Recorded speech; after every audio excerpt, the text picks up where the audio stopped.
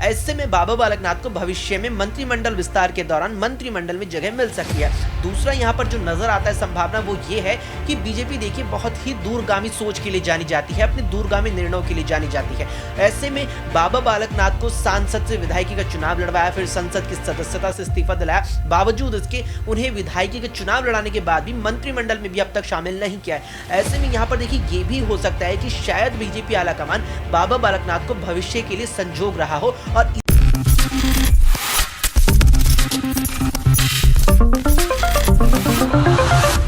राजस्थान के मुख्यमंत्री भजन लाल शर्मा के मंत्रिमंडल का गठन आज हो चुका है, लेकिन अब भी कई बड़े बड़े सवाल उठ रहे हैं।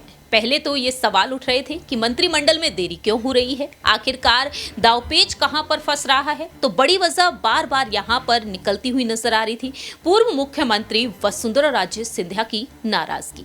लेकिन अब मंत्रिमंडल का गठन हो चुका है, अब भी यहां पर कई सियासी सवाल उठ रहे हैं। सवाल अब यहां पर उठ रहे हैं कि बाबा बालकनाथ योगी को आखिरकार इस मंत्रिमंडल में शामिल क्यों नहीं किया गया है। आखिरकार इसके पीछे की बड़ी वजह क्या कुछ रही है। सीएम की रेस का हिस्सा भी वह रहे, लेकिन देखा गया कि बाबा बालकनाथ को लेकर कई बड़ी बड़ी मांगे भी उठी और वहीं सामने यहाँ पर कई ऐसी लिस्ट भी आई जिसको लेकर कयास तेज होते हुए नजर आए, लेकिन बाबा बालकनाथ योगी इस कैबिनेट का हिस्सा नहीं बन पाए। नमस्कार, मैं प्रांशी राठौर और आप देख रहे हैं नेक्स्ट 9 न्यूज। स्वागत है आपका हमारे स्पेशल प्रोग्राम सियासी सच में, जिसमें आज हमारे साथ मौजूद है हमारे सहयोगी अक्षय। अक्षय, आपका सबसे पहले बहुत बहुत स्वागत है। धन्यवाद प्रियांश। जैसा कि अक्षय आप भी जानते हैं कि भजन लाल शर्मा, जिन्होंने 15 दिसंबर के दिन बतौर मुख्यमंत्री शपथ ग्रहण की और उप मुख्यमंत्री के तौर पर दिया कुमारी और प्रेमचंद बैरवा ने शपथ ग्रहण की थी, लेकिन अब देखा जाए इतने लंबे वक्त के बाद साल का अंत यहां पर अब हो चुका है और भजन लाल शर्मा के कैबिनेट का गठन हुआ है। मंत्रिमंडल काफी शानदार बताया जा रहा है। 20 से 22 विधायक हैं जिन्होंने शपथ ली है और इसमें कई दिग्गज नेताओं के नाम शामिल रहे, जैसे कि वसुंधरा राजे सिंधिया के जो करीबी और उनके जो समर्थक रहे हैं किरोड़ी लाल मीणा। इनके अलावा यहाँ पर गजेंद्र सिंह का नाम भी यहाँ पर सामने आया है और दावे तो यहाँ पर ये तक किए जाने लगे कि कहीं ना कहीं अनीता भदेल को भी इसमें शामिल किया जाएगा। फिलहाल देखा जाए यहाँ पर कैबिनेट में शामिल हुए कुछ ही विधायकों ने शपथ ली है। बाकी आने वाले समय में हम देखेंगे कि मंत्रिमंडल में और क्या कुछ बड़े बदलाव किए जाएंगे। लेकिन इस बीच यहाँ पर यह देखने को मिला कि महंत बाबा बालकनाथ योगी, जिनका नाम सीएम की रेस में भी रहा, लेकिन वह मुख्यमंत्री नहीं बन पाए।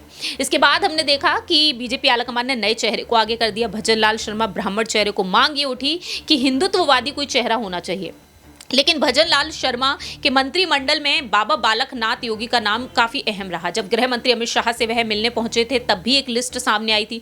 उस लिस्ट में देखा गया था कि बतौर देखा जाए तो बतौर विधायक वह कुछ जिम्मेदारियां संभालते हुए नजर आ सकते हैं। वन एवं पर्यावरण विभाग उन्हें सौंपा जा सकता है या फिर उन्हें गृह मंत्री यानी कि गृह मंत्रालय उन्हें सौंपा जा सकता है।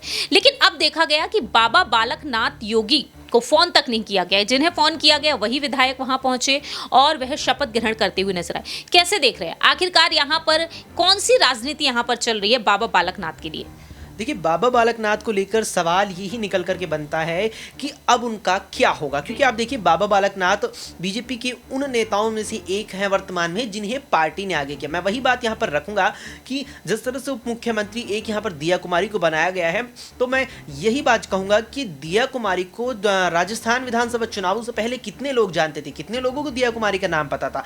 तो वो जो नाम यहाँ जहन में हर किसी के अब बैठा हुआ है दिया कुमारी का, वो इसलिए कि पार्टी ने दिया कुमारी पर काम किया, दिया कुमारी को आगे किया और वैसा ही पार्टी ने बाबा बालकनाथ को लेकर भी किया। बाबा बालकनाथ की स्थिति यह बनती है कि उनका आगे क्या होगा, जबकि सांसद से उन्हें विधायकी का चुनाव लड़वाया भी गया, उसके बाद उनका संसदीय जो उनकी सदस्यता है उससे उनको इस्तीफा भी दिलाया गया। तो देखिए यहाँ पर दो संभावनाएं मुझे नजर आ रही है, क्योंकि आप अगर देखेंगे तो जिस तरह से मुख्यमंत्री और 2 उप मुख्यमंत्रियों के बाद 27 विधायक मंत्रिमंडल में शामिल किए जा सकते हैं राजस्थान में, जबकि अब तक यहाँ पर 20 से करीब 22 विधायकों को ही शामिल किया गया। ऐसे में भविष्य के लिए भारतीय जनता पार्टी ने राजस्थान मंत्रिमंडल में भी एमपी की तरह गुंजाइश रखी है कि मंत्रिमंडल में विस्तार किया जा सके। गठन नए मंत्रिमंडल का हो चुका है, अब उसमें विस्तार किया जा सके। ऐसे में बाबा बालकनाथ को भविष्य में मंत्रिमंडल विस्तार के दौरान मंत्रिमंडल में जगह मिल सकती है।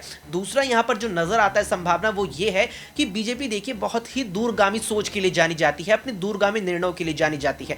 ऐसे में बाबा बालकनाथ को सांसद से विधायकी का चुनाव लड़वाया, फिर संसद की सदस्यता से इस्तीफा दिलाया, बावजूद इसके उन्हें विधायकी के चुनाव लड़ाने के बाद भी मंत्रिमंडल में भी अब तक शामिल नहीं किया है।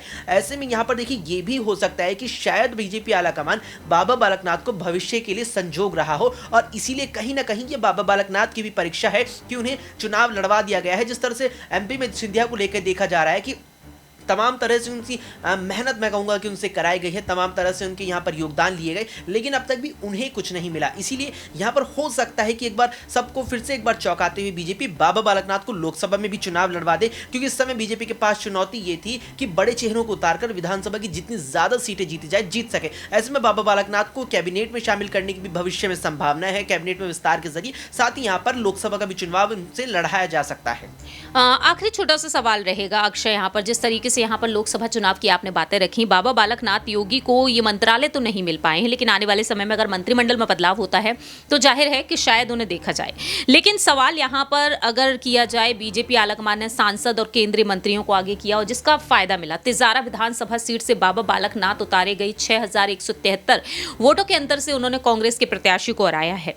अब देखा जाए तो यहाँ पर सांसद के पद से उन्होंने इस्तीफा दिया, विधायक वह चुने गए, वह कहते हैं पीएम मोदी के मार्गदर्शन में वह आने वाले समय में भी काम करेंगे, तब उन्होंने सीएम की रेस से भी अपना नाम हटा दिया। लेकिन अब यहां पर आने वाले समय में देखा जाए, सांसदी पद से इस्तीफा देना बहुत ही बड़ी बात है और अब विधायक बन जाना राज्य में, कैसे देख रहे हैं? क्या ये एक डिमोशन रहा या वाकई में प्रमोशन रहा?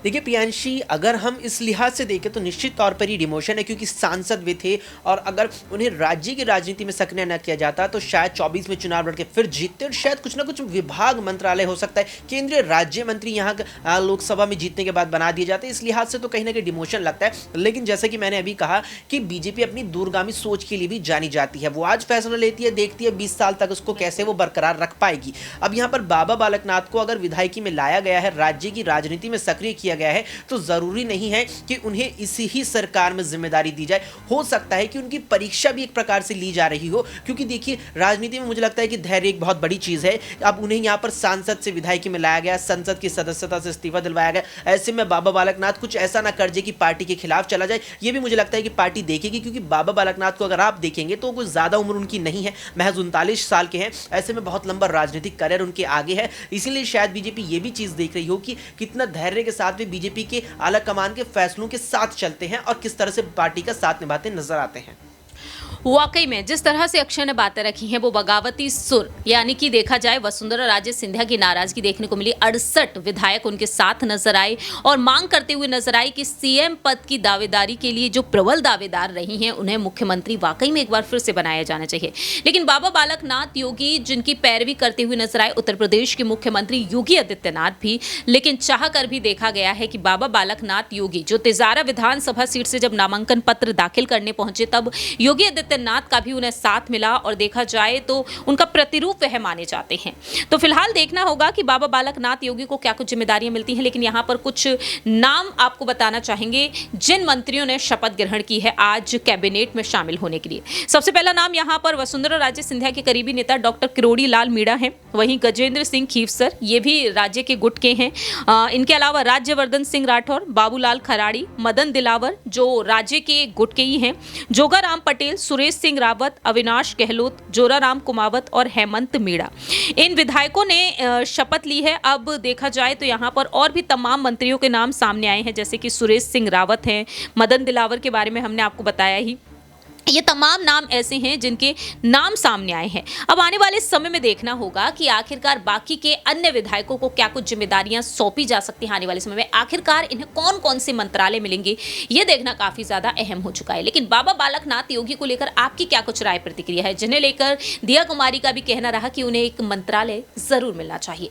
फिलहाल इस खास रिपोर्ट में इतना ही, लेकिन बाबा बालकनाथ योगी पर जो फैसला आया है इसे कैसे देखा जाए? क्या वाकई में बीजेपी आलाकमान उन्हें दरकिनार करेंगे या फिर उनके लिए और भी अहम सोच विचार कर रखा है? तब तक के लिए आप देखते रहिए नेक्स्ट 9 न्यूज़।